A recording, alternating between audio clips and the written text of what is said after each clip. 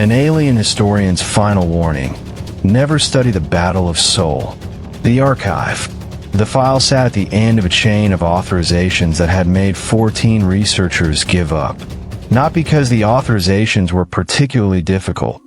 Oriva had higher clearances than most council archivists, but because each authorization came with a delay, and each delay came with a review process, and each review process came with a mandatory consultation with a psychological stability assessor who asked very specific questions about the applicant support network and current emotional state and professional reasons for requiring access to a document classified under the category Historical Comfort Classification, which was a category that had been invented specifically for this file and 2 others in the archive, and which meant, as best as anyone could determine, that the content was historically significant but emotionally inadvisable.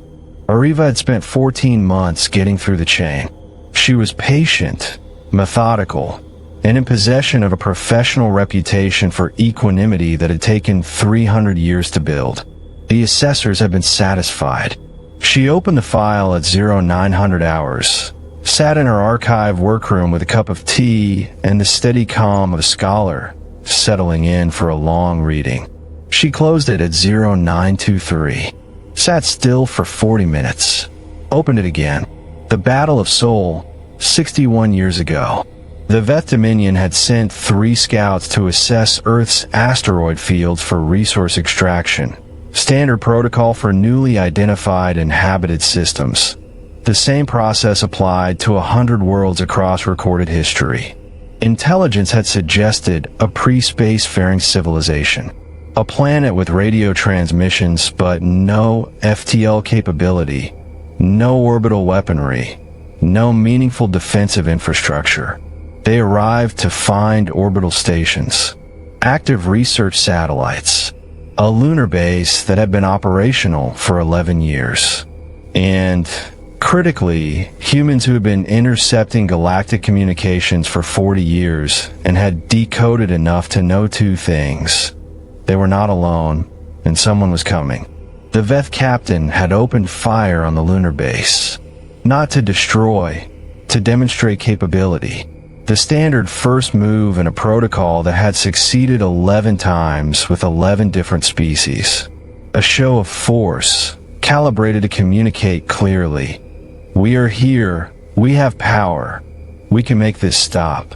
Every civilization, the Veth, had applied this protocol to had responded with exactly the behaviors the protocol expected. The lunar base returned fire. 12 seconds later. Not with the primitive weapons the protocol expected.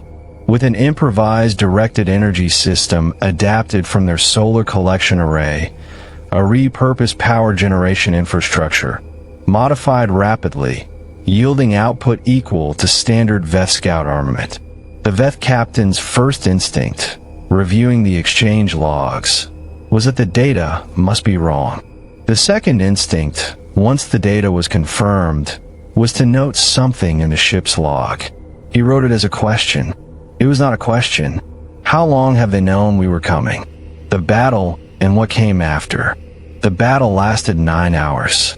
Veth reinforcements brought 32 ships total by hour 4, which was a significant escalation of force applied to a single inhabited system. They improvised 6 weapons systems during the engagement.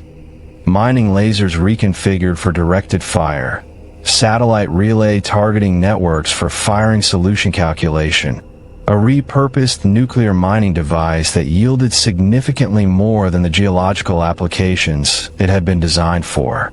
None of it military hardware, all of it effective.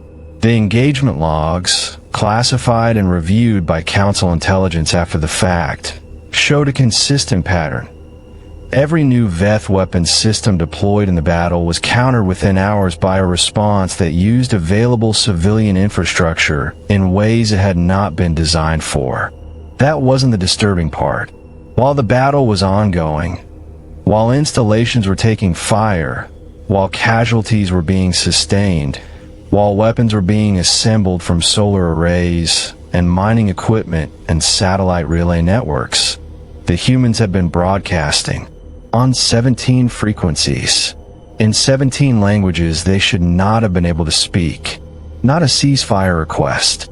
Not a surrender offer. Not a distress call. Who are you? Why are you here? We're not trying to escalate this. We're trying to understand it. 32 warships incoming, and the species under attack was simultaneously trying to have a conversation. The Veth Admiral withdrew. His final engagement log was 3 lines. The last one read, "They are not fighting us. They are figuring us out. I do not know what happens when they finish."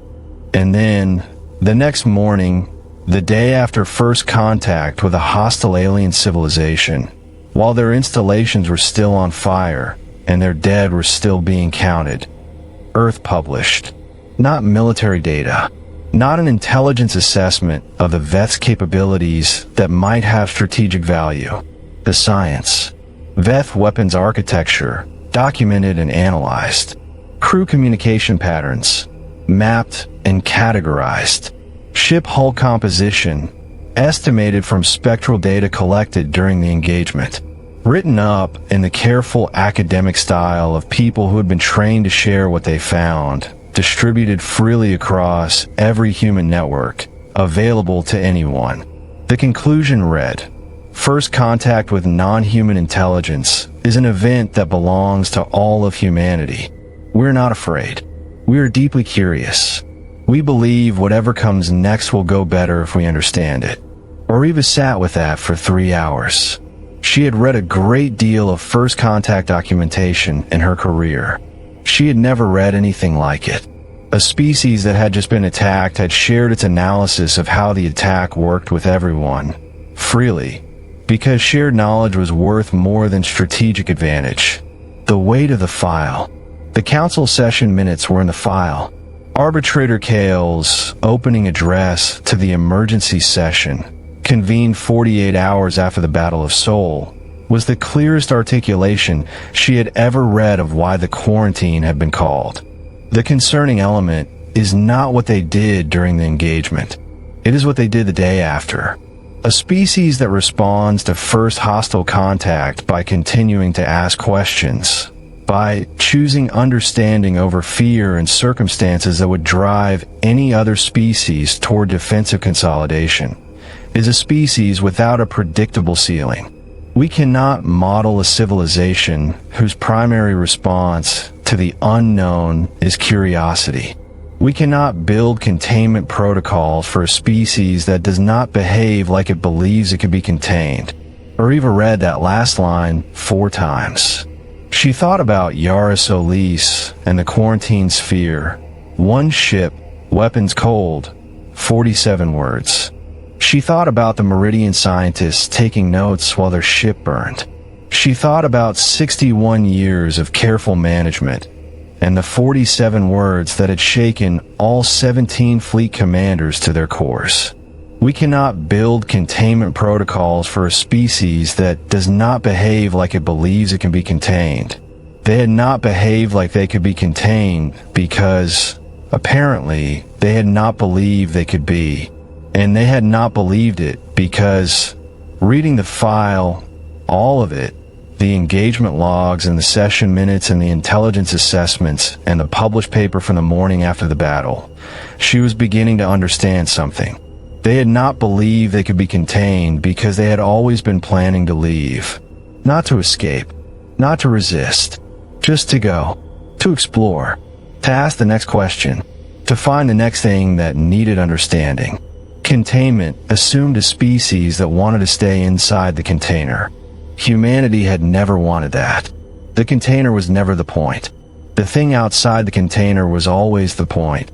She wrote her warning at 0300 hours, 4 days after opening the file.